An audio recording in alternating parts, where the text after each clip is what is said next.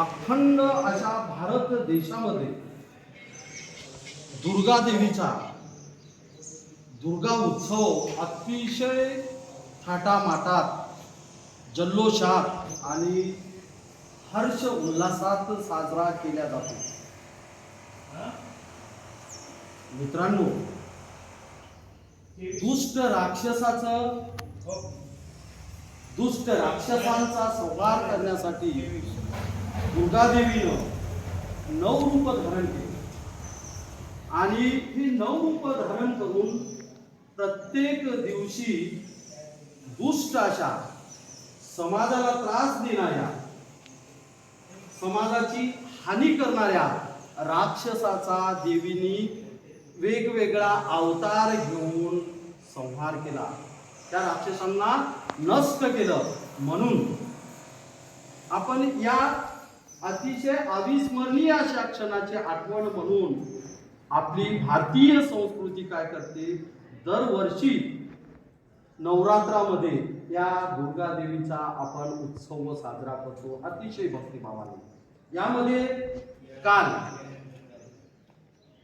3 October गुरुवारी देवीची पहिली माळ होती.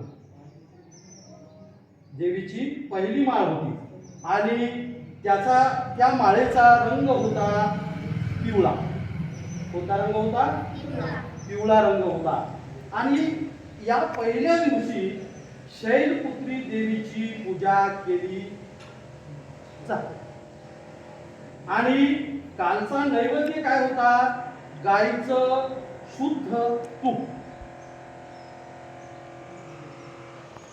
तर कालचा दिवस आपण अतिशय थाटामाटानं देवीची आपण प्राण प्रतिष्ठापना केली. आणि आज ही दुसरी माळ आहे. काल आपण अतिशय भक्तिभावाने देवीला पहिली माळ चढवली ती म्हणजे विड्याच्या पानाची, किंवा त्यामध्ये पिवळी शेवंती आणि सोनचाफ्यासारख्या फुलाची माळ काल आपण देवीला चढवली. तुम्हाला माहित पाहिजे. आता आज दुसरा दिवस आहे, 4 ऑक्टोबर. दुसरी माळ आहे आणि रंग आहे हिरवा. आजचा रंग कोणता? हिरवा रंग. आज ब्रह्मचारिणी देवीची पूजा केली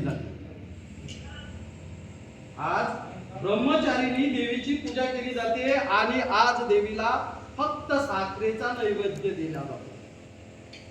आणि आज देवीला पांढऱ्या फुलांची माळ ही अर्पण केली जाते. यामध्ये अनंत, मोगरा, चमेली किंवा तगर यासारख्या फुलाची माळ देवीला अर्पण करतात. उद्यापासून 2 दिवस आपले गणपतीमध्ये, पण उद्यापासून आपल्या शाळेत एक मुलगी या ठिकाणी देवी बनून येणार आणि त्या मुलीला देवीचा त्या दिवसाचा पूर्ण साज आहे. तेव्हा आपण उद्याला याच वेळी शाळा भरल्याच्या नंतर आपण या ठिकाणी येऊ आणि देवीची पुन्हा पूजा करू. चला आता रांगेनं देवीची पूजा करा. एक रांग.